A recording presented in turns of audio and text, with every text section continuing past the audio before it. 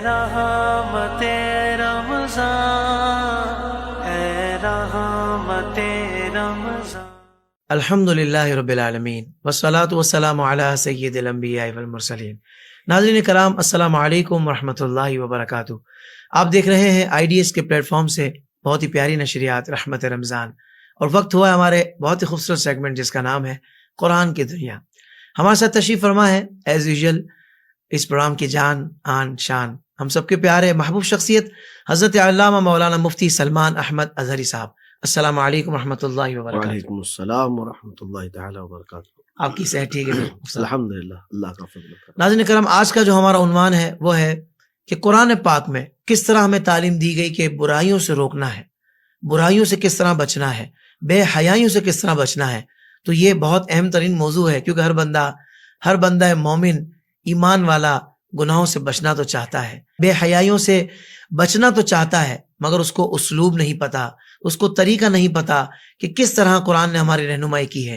تو آئیے مفتی صاحب کی طرف بڑھتے ہیں اور سوالات کا آغاز کرتے ہیں۔ مفتی صاحب، یہی بنیادی سوال ہے کہ قرآن پاک تو سر چشمہ ہدایت ہے، ہر چیز کی رہنمائی ہمیں قرآن کریم سے ملتی ہے۔ حضور یہ ارشاد فرمائیے کہ برائیوں سے رکنے کا کیا اسلوب بتایا گیا ہے، بے حیائیوں سے بچنے کا کیا طریقہ بتایا گیا ہے، تاکہ ہمارے ناظرین کو اس معاملے میں بھی بہترین رہنمائی مل سکے۔ الحمدللہ وکفا وسلام علی حبیبہ المصطفیٰ، اما بعد فاعوذ باللہ من الشیطان الرجیم، بسم اللہ الرحمن الرحیم۔ اللہم صل علی سیدنا محمد وآلہ واصحابہ وبارک وسلم صلاۃ دائمۃ سرمدا ابدا۔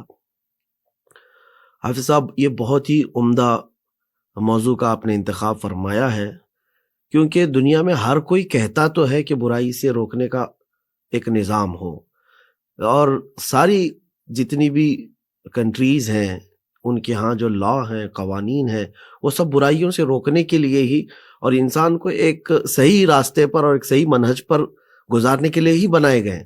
کوئی بھی ملک بغیر قانون کے تو ہے نہیں۔ بالکل ٹھیک۔ لیکن اس کے باوجود برائیاں تو چل رہی ہیں، بے حیائیاں بھی ویسی ہیں۔ تو پریکٹیکلی جو برائیوں سے روکنے کا نظام ہے، میرے اعتبار سے میں اگر آپ کو بتاؤں تو صرف قرآن پاک کا نظام ہے۔ واہ واہ واہ واہ۔ قرآن پاک کا جو نظام ہے، اسلوب ہے بے حیائیوں سے اور برائیوں سے روکنے کا، وہ ایسے نہیں ہے کہ برائی کو دیکھا تو اب اس کو دبا دیا ہے، بلکہ برائی جہاں سے شروع ہو رہی ہے وہاں جا کر کے روک دو، یہ جڑ سے ختم کرو، جڑ سے ختم کرو۔ کیا بات۔ اب دیکھیں، زنا ہر دور میں ایک برائی سمجھی جاتی ہے، آج بھی ہے، اگرچہ اس کو الگ الگ انداز سے لوگ تعارف کروا رہے ہوں، لیکن جو عقل سلیم رکھنے والا طبقہ ہے وہ زنا کو بے حیائی اور برائی ہی جانتا ہے۔ صحیح۔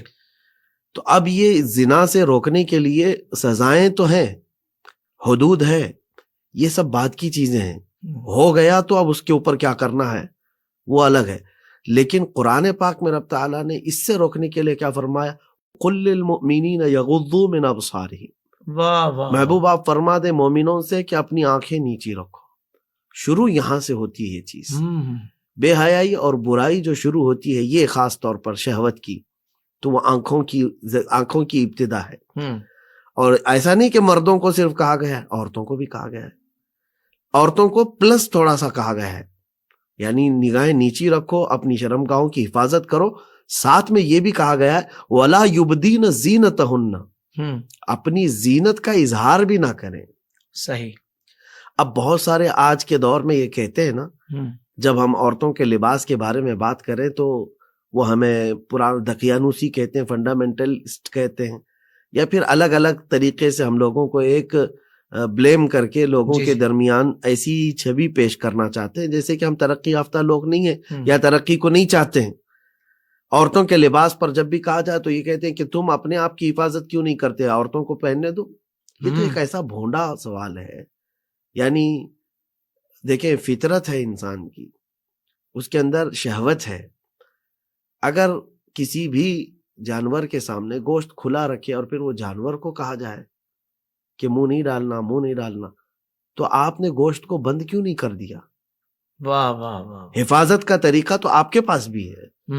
تو اب یہاں پر عورت کو اور مرد کو دونوں کو حکم ہوا ہے کہ نگاہیں نیچی رکھو۔ یہاں سے شروعات ہوتی ہے. ابھی دیکھیں اسلام میں جڑ پر انگلی رکھی گئی ہے, کمال. جڑ پر انگلی رکھی. ابھی ایک حدیث پاک ہے, بخاری شریف کی حدیث ہے, رسول پاک صلی اللہ تعالی علیہ وسلم فرماتے ہیں ایاکم والجلوس بالطرقات, اپنے آپ کو راستوں پر بیٹھنے سے بچا لو, تم بچو, راستوں پر مت بیٹھو. تو صحابہ اکرام رضوان اللہ تعالی علیہم اجمعین نے عرض کیا یا رسول اللہ صلی اللہ علیہ وسلم ما لنا من مجالسنا بد نتحدث فیہا, ہمارے پاس یہاں بیٹھنے کے علاوہ کوئی چارہ نہیں ہے, کوئی جگہ نہیں ہوتی, ہم وہاں بیٹھ کر کے کچھ گفتگو کرتے ہیں. رسول پاک صلی اللہ تعالی علیہ وسلم اس وقت پھر یہ ارشاد فرماتے اچھا بیٹھنا ہی ہے تم کو, ضروری ہے تو پھر اس کا حق ادا کرو, واہ واہ. راستوں کا حق ادا کرو. تو راستے کا حق کیا ہے؟ صحابہ نے پوچھا راستے کا حق کیا ہے؟ حضور پاک صلی اللہ علیہ وسلم فرماتے ہیں نظر نیچی رکھ کر کے بیٹھو. لوگ گزرنے والے ہر طرح کے آتے جاتے ہوں گے, وہاں پر خواتین گزر رہی ہوں گی, تم اگر راستے پر تم کو بیٹھنا ہی ہو رہا ہے تو اپنی نظروں کی حفاظت کرو, اور پھر ہر ایک کے سلام کا جواب دو, رد السلام. وہاں بیٹھنا ہے تو پھر یہ راستے کا حق ادا کرو. اور پھر اتنا ہی نہیں بلکہ حضور پاک صلی اللہ علیہ وسلم نے آگے یہ بھی فرمایا پھر وہاں پر بیٹھ کر خاموشی نہیں ہے کہ تم گفتگو کر کے چلے آئے, بلکہ کچھ اچھائیوں کا حکم بھی دے دو وہاں چلنے والوں کو, اور اگر کوئی برائی دیکھتے ہو تو روک کر کے بھی آؤ, یہ راستے کا حق ہے. کیا بات ہے, واہ واہ واہ. جو چوک پہ بیٹھتے ہیں, کٹوں پہ بیٹھتے ہیں, نکڑ پہ کھڑے ہوتے ہیں, ان کے لیے تو ہے ہی کہ اگر کھڑا ہونا ہی پڑ رہا ہے تو پھر تم اس کے حقوق ادا کرو. تو یہ دیکھیں اسلام میں نظام برائیوں سے روکنے کا ایسا ہے کہ جہاں سے برائی شروع ہوتی ہے. حیرت ہوتی ہے کہ ایک قبیلہ تھا حضور پاک صلی اللہ علیہ وسلم کے پاس آیا کہ یہ لوگ مدینہ طیبہ جب حضور صلی اللہ علیہ وسلم کے پاس آئے تو انہوں نے ایک شکایت کی کہ آقا ہمارے اور آپ کے بیچ میں ایک دشمن قبیلہ رہتا ہے, تو صرف جو حرمت والے مہینے ہیں اس میں ہم آپ کے پاس آ سکتے ہیں, تو ہمیں کچھ ایسے احکام بتا دیجئے کہ ہم اس پر کنٹینیو چلتے رہیں, یعنی بار بار ہم آ نہیں پاتے ہیں. صحیح. تو رسول کریم صلی اللہ تعالی علیہ وسلم نے ان کو کیا فرمایا, 4 چیزوں کا میں تمہیں حکم دیتا ہوں اور 4 چیزوں سے منع کرتا ہوں, روکتا ہوں. اب یہ حدیث طویل ہے. 4 چیزوں کا جو حکم ہے اس میں نماز ہے, روزہ ہے, زکوٰۃ کا حکم ہے, اور خمس مال غنیمت میں سے. حضور پاک صلی اللہ علیہ وسلم نے فرمایا جو 4 چیزیں میں جس سے تمہیں روکتا ہوں وہ چاروں چیزیں کیا ہے پتہ ہے؟ وہ شرف. یہ بہت امپورٹنٹ چیز ہے. 4 چیزیں جو حدیث پاک میں ملتی ہیں, ایک وہ پیالے کا ذکر ہے جس میں شراب پیتے ہیں, یعنی وہ چاروں حنتم, دبا, نقیر, یہ سب نام ہیں. اس وقت عرب والے کبھی کیا ہے لکڑی کا گلاس بناتے, کبھی کدو کو کاٹ کر اس کے بیچ میں کا سب نکال کر اس کے چھلکے کو کھٹوری بناتے اور اس میں شراب پیتے. تو الگ الگ پیالے تھے شراب پینے کے اور ان کے نام تھے, اور رسول پاک صلی اللہ علیہ وسلم نے فرمایا 4 پیالوں کو توڑ دو. اللہ اکبر. ان 4 پیالوں سے تم کو میں روکتا ہوں. اللہ اکبر. شراب نہیں, پیالوں کا ذکر ہے. کمال ہے صاحب. تو شراب کی حرمت تو آئی ہی تھی, لیکن یہ پیالے, ہوتا یہ ہے عموماً کہ بندہ جو ہے شرابی جن پیالوں سے پیتا تھا جب وہ اسے دیکھتا ہے تو اس کی پرانی لت ہے, عادت ہے, تو کہیں وہ عود کرنا آ جائے, لوٹ کرنا آ جائے, پہلے اس جڑ کو ہی توڑ دو. کیا کہنے, واہ واہ. کتنا تم اس کو دیکھو اور نہ تمہیں خواہش پیدا ہو. صحیح. تو یہ ہے برائیوں سے روکنے کا نظام. واہ واہ واہ. قرآن کا نظام وہ نہیں ہے کہ تم ایک طرف جو ہے شراب کا لائسنس بھی دو اور دوسری طرف روڈ پہ لکھ کر کے بھی لگاؤ ڈونٹ ڈرنک اینڈ ڈرائیو, یعنی شراب پی کر کے گاڑی مت چلاؤ.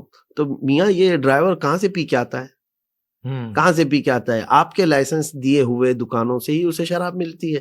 تو اگر آپ کو شراب سے روکنا ہی, یہ بھی ایسی ہی بات ہوئی نا کہ سگریٹ کے اوپر آپ تو بری تصویر لگا کر کے سگریٹ کے ڈبے پر لکھ کر کے دیتے ہیں کہ اس کینسر کی وجہ بن سکتا ہے, تو بیچتے کیوں ہو؟ یعنی مارنے کا آپ کا ارادہ بھی ہوگا اور پھر بیچنا بھی چاہتے اور روکنے کے لیے اس کو لگا بھی دیتے ہو. ہارمفل بھی کہتے ہو آپ, بہت زیادہ نقصان دہ ہے. تو یہ جو دغلی پالیسی ہے دنیا کی, یہ میرے سمجھ سے بالا تر ہے. اللہ. قرآن کا نظام یہ ہے کہ جو انسان کے لیے برا ہے تو برا ہے. واہ واہ واہ واہ. تو یہ ہے نظام اسلام, یہ ہے نظام قرآن, برائیوں سے روکنے کا نظام. قرآن پاک کی بہت ساری آیات ہیں, تو دیکھیں اپنی نظروں کو نیچے رکھنا ہے, یہاں سے ہے. اور پھر اس کے بعد حدیث میں اگر آپ آئیں تو حضور پاک صلی اللہ تعالی وسلم نے تو ایک ایسا نظام دے دیا, مسلمان ہی اس کو کہا ہے من سلیم المسلمون من لسانہ و یدیہ, دوسرے مسلمان جس کی زبان سے اور ہاتھ سے محفوظ ہیں وہی مسلمان ہیں. اللہ اکبر. تو اب اس میں اتنی ساری چیزیں جمع کر دی گئی ہیں. اگر آپ کے ہاتھ سے کسی اور کو نقصان پہنچتا ہے تو پھر آپ اپنے اسلام پر سوالیہ نشان کھڑے کر رہے ہو. اللہ. آپ کے زبان سے کسی کو اگر نقصان پہنچ رہا ہے تو آپ کے اسلام پر سوالیہ نشان ہے. کیونکہ حضور نے فرمایا دوسرے مسلمان تم سے محفوظ ہیں تمہاری زبان سے اور تمہارے ہاتھ سے، تب تم مسلمان ہو. بالکل ٹھیک. تو یہ نظام جو ہے اللہ کے حبیب صلی اللہ تعالیٰ علیہ وسلم نے جو دیا ہے اور قرآن کا جو نظام ہے، میں چیلنج کے ساتھ کہتا ہوں اس میں وہ دگلی پالیسیاں نہیں ہیں. واہ واہ واہ. کہ کسی کو اجازت دی جائے اور کسی کو روکا جائے. اور اچھا یہ بھی میں بتا دوں، نشہ وغیرہ ساری چیزیں جو ہے اللیگل تو ہیں، لیکن آتی کیسے ہیں، بکتی کیسی ہیں. بڑے بڑے مالداروں کے لیے ایک نظام الگ بنا ہوا ہے دنیا میں، چھوٹے لوگوں کے لیے ایک الگ نظام ہے. اس عدل کی جو قتل ہوا ہے دنیا میں، اس سے تو برائیاں رکیں گی نہیں کبھی. یعنی سرمایہ دارانہ نظام بھی دیکھ لیں آپ، جو بڑے بڑے اثر و رسوخ والے ہیں ان کے گھروں پہ ساری چیزیں پہنچ جاتی ہیں ساری چیزیں، لیکن وہی غریب اگر کر رہا ہے تو اس کے قتل تک بھی معاملات آ جاتے ہیں. تو اس نظام سے تو کبھی برائیاں ختم نہیں ہونی ہیں. اللہ. کبھی نہیں ختم ہوگی. نظام جو ہے یہ ہو کہ حضور پاک صلی اللہ علیہ وسلم کے زمانے میں ایک خاتون چوری کے جرم میں پکڑی گئی تھی، قبیلے بنو مخزوم کی. اب جب وہ جرم میں پکڑی گئی تو اسلام میں سزا ہے ہاتھ کاٹنا. صحابہ کرام نے یہ آپس میں مشورہ کیا کہ حضور سے ریکویسٹ کرتے ہیں، سفارش کرتے ہیں کہ اس کی جان بخشی جائے، اس کو معاف کر دیا جائے. لیکن بولنے کی ہمت کسی کی نہیں تھی. یہ حدیث پاک میں ہے، حضرت اسامہ بن زید کو صحابہ نے وکیل بنایا، کہا کہ آپ اندر آنا جانا آپ کا حضور کے پاس زیادہ ہے، آپ جا کر سفارش کرو. وہ آئے صحابہ کی وکالت لے کر کے رسول کریم صلی اللہ علیہ وسلم سے عرض کیا، آقا یہ جو بنو مخزوم قبیلے کی لڑکی جو چوری میں آج گرفتار ہوئی ہے، سب کا خیال یہ ہے کہ اس کے ہاتھ نہ کاٹے جائیں، انہیں معاف کیا جائے.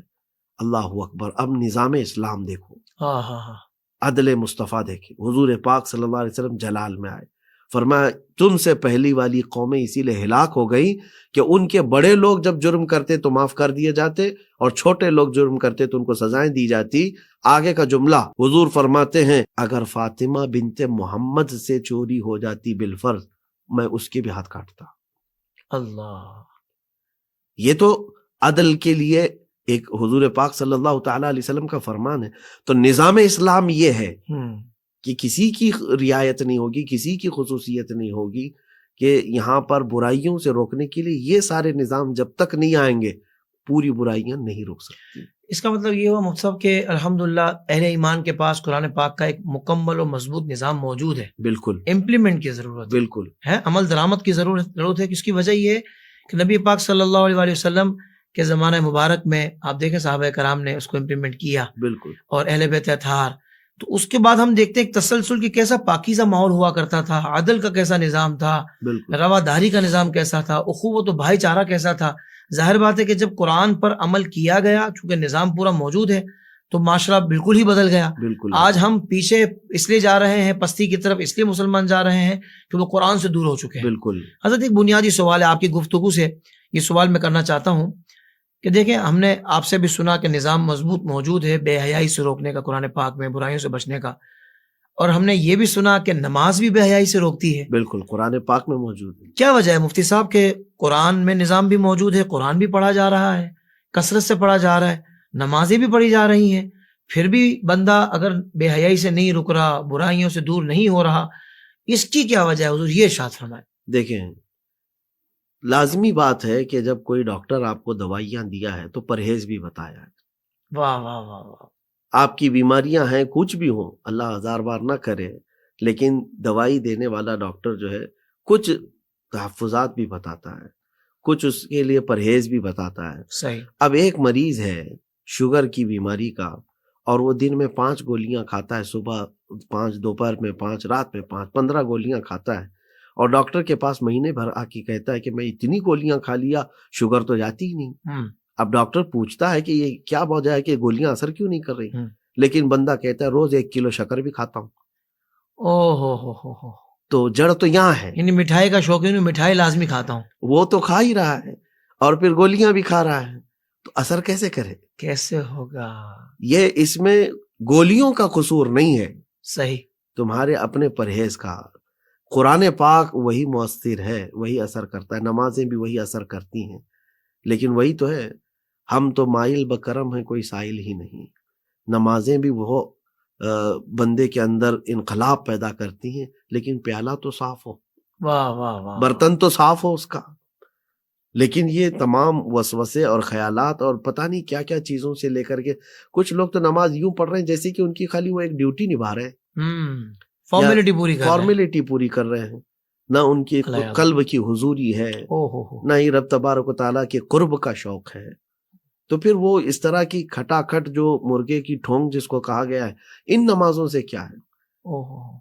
इसको जो है अगर मैं कहूँ तो इकबाल की एक बात याद आती है कि खिरद ने कह दिया ला इला तो क्या हासिल, दिलो निगाह जो मुसलमान नहीं तो कुछ भी नहीं। अल्लाह अकबर, ला इलाहा इल्लल्लाह एक कलमा ही तुम्हें बचाने के लिए काफी था, लेकिन तुम्हारा दिल और तुम्हारी निगाहों ने नहीं कहा ये, दिलो निगाह ने दिलो निगाह जो मुसलमान नहीं तो कुछ नहीं, कुछ नहीं। और एक मजे की चीज है, मैं मफहूम कह रहा हूँ, हो सकता है शेर का वजन इधर उधर हो, लेकिन इकबाल ने ये भी कहा ये तेरे मुराकबे, ये तेरा जिक्र और सुरूर की महफिल है। मुराकबे भी बहुत हैं, जिक्र की मजलिस भी है, सुरूर की महफिलें भी है, सब कुछ कर रहा है, लेकिन आगे का शेर कमाल, आगे का मिसरा कमाल का है। कहते हैं ये तेरा जिक्र, ये तेरे मुराकबे, ये तेरे सुरूर की महफिलें, जो तेरी तन्हाई की निगहबान नहीं तो कुछ भी नहीं। ओ हो, यानी तू जब तन्हा होता है तब तो ये सारी महफिलें भी तुझे कुछ नहीं बचा पा रही हैं, तो कुछ है ही नहीं। क्या बात है, क्या बात है। तो गोया के बंदे के अंदर इनकलाब जो है उसके बातिन से आता है, अल्लाह, वो दिल की हुजूरी के साथ जब नमाज पढ़े। और फिर ये सवाल करें आप मुझसे, कुरान पाक की पूरी तिलावत तो छोड़े, कुरान पाक का एक सफा पढ़ता हो दिल से, और फिर आप ये दूसरी मर्तबा सवाल भी नहीं करेंगे। क्या बात है, सुभान अल्लाह। जाहिर सी बात है, क्योंकि ये असर लाता है, अल्लाह का कलाम है, उसे रोकता है। यानी मतलब जी, अब देखिए मैं आपको बता रहा हूँ कि मैं अक्सर कभी कभार बयानात में भी अपने शागिर्दों को या बच्चों को एक मिसाल देता हूँ कि मेरा अमामा है, लोग तो वैसे मिलना भी चाहते हैं, मोहब्बत है सबकी, मैंने अपना अमामा उठा करके किसी के सर पर रख दिया, कहा बेटा ये आप ले जाओ, पहन लो। उसकी खुशी तो है कि हज़रत ने मुझे तोहफा दिया है। अब वो अमामा पहन करके जब जाएगा, जाहिर सी बात है कि उसके ये तलब नहीं थी, लेकिन हमने दिया, हदियतन दिया। अब वो मेरी इस निस्बत का ख्याल करते हुए मुझे बताएं, उस नौजवान को पूछें क्या ये पहन करके वो कभी शराब के अड्डे पे बैठेगा? क्या वो ये पहन करके ताश के पत्ते लेकर के बैठेगा? ओहो, उसका दिल इतना तो कहेगा कि नहीं, सर पर जो है एक अलग चीज है, लोग देखें तो क्या कहेंगे। तो मैं तो एक निकम्मा आदमी, मेरे अमामे के पहनने से वो इन महफिलों से बच सकता है, तो अल्लाह का कलाम कितनी बड़ी चीजों से बचा सकता है। अल्लाह अकबर, अल्लाह। लेकिन उसको एहसास हो कि मेरे जुबान पर अल्लाह का कलाम आ गया है, अल्लाह, मेरे दिल में रब्बे कदीर का कलाम उतर रहा है। सही। तो जब उसको ये एहसास हो गया तो फिर हर बुराई से कुरान बचाएगा उसको, सुभान, नमाज भी बचाएगी।